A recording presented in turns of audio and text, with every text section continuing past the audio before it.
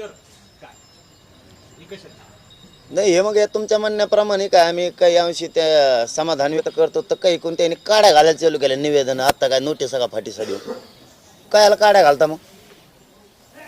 काही गरज आहे का नोटिसा देऊन मराठ्यांना खवळून घ्यायची मराठ्या नोटिसाने भेटणार नाहीत उलट खवळत येईन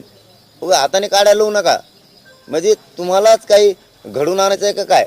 नोटिसा देणाऱ्या अधिकाऱ्यांना किंवा सरकारने सांगितलं काय त्यांना नोटिसा द्या म्हणून म्हणजे सरकारलाच काही चिथावणी द्यायची काय गरज आहे अगोदरच कसली घोषणा नाही आहे कसलं काही ठरलेलं नाही अगोदरच तुम्हाला नोटिसा द्यायची काय गरज आहे लोकांना म्हणजे लोक घाबरायला निघालात तुम्ही आता स्वतःच्या पोराचं वाटोळं व्हायला लागलंय मराठ्याच्या आणि तुम्ही नोटिसा देऊन त्याचं वाटोळं करणार आणि तुम्हाला वाटतंय उघड्या डोळ्यानं मराठ्याचे लोक आता पोराचं वाटोळं बघणार आहेत काय होईल नोटीस आणि फाटीसन तुमच्या तुम्ही आधी कमी नोटीस दिल्या काय कारण याचं मला आता याचं सरकारकडून आधी गृहमंत्री आणि मुख्यमंत्र्याकडून उत्तर पाहिजे तुम्ही नोटिसाच कशामुळे दिल्या लोकांना नोटिसा देणाराला काम म्हणून कमी करा जाऊन त्याला घरी हा तुम्ही मग आमचं नाही ऐकलं ना मग आम्ही तुमचं नाही ऐकत होऊ दे मग काय संबंध नोटिसा द्यायच्या यांना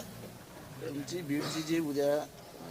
इशारा सभा होणार आहे त्या समन्वयकांना 149च्या नोटिसा दिल्यात पोलिसांनी 125 जणांना कारण काहीच नाही म्हणजे आम्ही शांततेत सुद्धा कार्यक्रम घ्यायचे नाही अरे सरकार तुम्हाला नेमकं काय करायचं थांबा तुम्ही आता 23 थांबा जरा मला यांच्याकडे बघात लागेल मग तुम्ही जर विनाकारण ते लोक शांततेत कार्यक्रम घेते त्यांना नोटीस देते आणि ते नोटिसाला काय आहे ते काही समजणार नाहीत नोटिसाला उलट तुम्ही जाणून बुजून दरी निर्माण करायला लागला सरकारमध्ये आणि जनतेमध्ये जाणून बुजून हे कोण पोलीस अधिकारी कोणचा नोटीस देतो हे जाणून बुजून सरकारमध्ये आणि जनतेत दरी निर्माण करायला लागला विनाकारण शांततेचा कार्यक्रम नोटीस द्यायची काय गरज आहे याला जोडून विषय एक असा आहे की एकीकडे तुम्ही काही दिवसापूर्वी असं म्हटलं होतं की मुंबई आम्ही जाम करू आर्थिक नाड्या जाम करू आंदोलन जर आरक्षण मिळालं नाही तर तो एक तुमचा इशारा त्यानंतर आता मिळाल्या नोटीस आणि याच पार्श्वभूमीवर आता मुंबईमध्ये जमावबंदीचे आदेश लागू करण्यात आलेले आहेत कुठेतरी सरकार खबरदारी घेत आहे का तुम्हाला काय वाटतं आता आम्हाला काय माहिती खबरदारी घेतं काय करते ते त्यालाच माहित खबरदारी घेतोय काय करतंय नाही दिलं तर आम्ही गेलोत का नाही दुसरं नाही दिलं तर का नाही दिलं तुम्ही सांगितलं कोणी होतं तुम्ही देतो काय तुम्हाला आहे आम्हाला नाही का आम्हाला बी तुम्हाला नाही का देतो कोण म्हणलं होतं तुम्ही दिलं का नाही दिलं म्हणून गेले जमावबंदीचा फार्स कशासाठी मुंबईत कोणाला माहित त्यांना काय झालं ते काही दुसरंच असन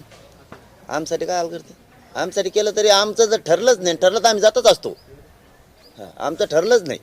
आमचा तो काही विषयच नाही तुम्ही देतो म्हणले होते आमची फसवणूक का केली हा सगळ्यात मोठा विषय मग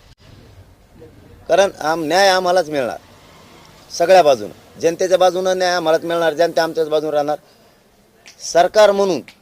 किंवा न्यायदेवता म्हणून न्याय मंदिर म्हणून ते सुद्धा आमच्याच बाजून राहणार कारण हे देतो म्हणले होते यांनी आमची फसवणूक केली जर यांनी नाही दिलं तर कारण यांनी फसवणूक केली सगळीकडून जनता म्हणून आम्हाला न्याय मिळेल आणि द्यावाच लागणार मग जाणीवपणे मुंबईला काही गनिमी कावा करायचं आहे का तुम्हाला असं नाही म्हणून त्याचीच खबरदारी घेते का सरकार आणि गनेम कावा करतो आम्ही सगळं ओपनच बोलतो तुमच्या पुढं आता आम्ही 23ला सांगूच म्हणलं ना त्याला आता गनेम कावा थोडं म्हणता येणार आहे काय असेल ते 23ला सांगू आम्ही ओपन त्याच्यानंतर काय तुम्हाला अपेक्षित आहे पण मला सांगा काय नोटिसाची गरज आहे मुंबईत जाऊ नका म्हणून नोटीस देता काय तुम्ही आम्हाला कशामुळं तुम्ही कशामुळं नोटीस देणार आम्हाला बरं त्याच्यानंतर ठरलं जर तरचा विषय मग मुंबईत जाऊ नका म्हणता तुम्ही आम्हाला काय जमावबंदी फमावबंदी काय लावली जमावबंदी मग कसं बघायचं आम्ही सहल कशी असते कसं बघायचं मग वाटून वा असं अंतर ठेवून 2-2 फुटाचं लावा दंड किंवा मग आमच्या मध्ये तुटक राहा म्हणून काय उगा डोका लावतात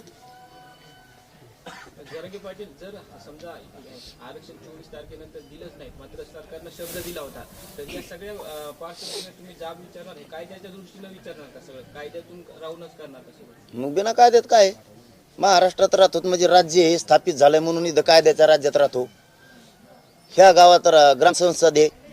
इथल्या ग्रामपंचायतीने नागरिकत्व दिलंय म्हणून इथं राहतोय कायद्याच्या बाहेर थोडाच कायद्याचंच आहे आता मुंबईत जर आमच्यामुळे जमावबंदी आहे मग रेल्वे स्टेशनवर रोडावर डांबरावर हिंडताना लय मोठी गर्दी असते ते त्यांना बी टाकणार आहे का मग मध्ये तुम्ही आता ती जमावबंदी नाही म्हणतायत का त्याला तिथं कसं काय मग ते कामाला चालले तर मग आम्ही